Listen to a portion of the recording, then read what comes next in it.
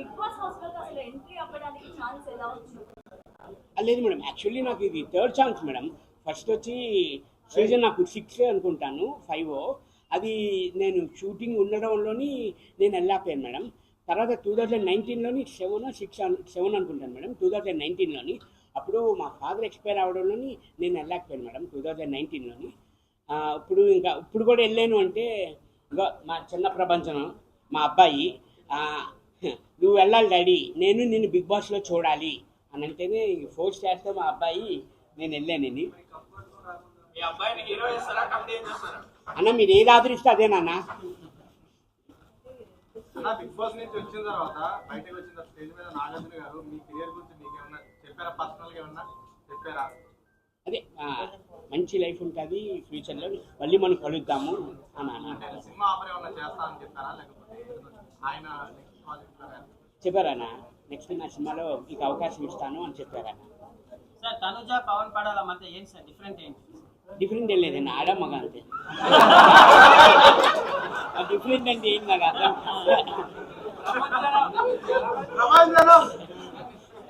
అది ఫ్రెండ్షిప్ అండి. అంటే అది జనరల్గా ఇప్పుడు ఒక్కొక్కరికి ఒక్కొక్క థాట్ ఉంటుంది. ఇప్పుడు మీరు ఆలోచించే వేరేగా ఉంటుంది. ఇప్పుడు మేము అక్కడ ఉండి వచ్చాము, అది ఫ్రెండ్షిప్ అన్నా.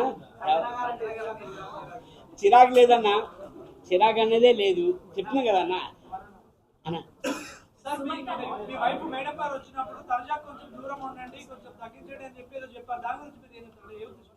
దూరంగా ఉండండి అని కాదండి, అది తనుజ వాళ్ళు చాలా బాగా ఆడుతున్నారు, మీరు ఇంకా బాగా ఆడండి అని ఏమని అన్నారు, కానీ జాగ్రత్త నాది ఏమనలేదండి. అది బాగా ఆడుతున్నారు అంటే ఇంకా మీరు బాగా ఆడుతున్నారు, ఇంకా కొంచెం బాగా ఎఫర్ట్ పెట్టి వాళ్ళలాగా ఆడండి అని అన్నారు. అది తప్పుగా పోర్ట్రేట్ అయింది. యాక్చువల్ తను ఏదైతే అది తను ఈ విషయం తెలిసాక తను ఒక 3-4 days నుంచి ఇంట్లో ఏడుస్తూనే కూర్చుంది. నేను తప్పేమన్నాను, నేను ఇదే చెప్పాను, తను చాలా బాధపడిందండి నిజంగాను. అసలు మా మదర్ అయితే అలాగని వాళ్ళమ్మ అలాగ 3-4 days కంటిన్యూ స్టిల్ ఏమీ తినకుండా అలాగ ఏడుస్తున్నది. అసలు నాకు నిజంగా రియల్గా నాకు తను వచ్చి చెప్పింది ఏంటంటే, తనుజ వీళ్ళందరూ బాగా ఆడుతున్నారు, ఇంకా బాగా ఆడండి మీరు అంటే ఇంకా బాగా ఎఫర్ట్ పెట్టండి అని చెప్పింది. కానీ అది రాంగ్గా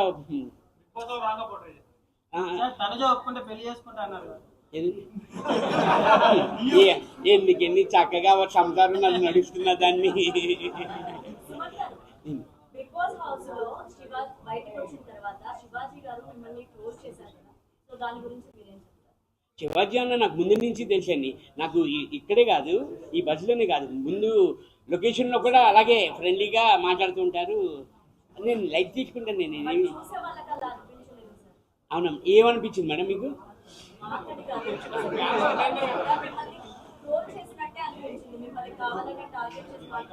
యాక్చువల్లీ ప్రతి షూటింగ్లోని నన్ను అలాగే అక్ చేసుకుంటారు, సుమనాన్న అని అక్ చేసుకుంటారు నన్ను. నాకు అదేమీ అనిపించలేదు. అంటే ఏముంది మేడం, నా హైట్కి చూసారా, నా హైట్కి ఎవడైనా కింద నువ్వు వంగాల్సిందే, అది హ్యాపీ కదా మేడం మనకి.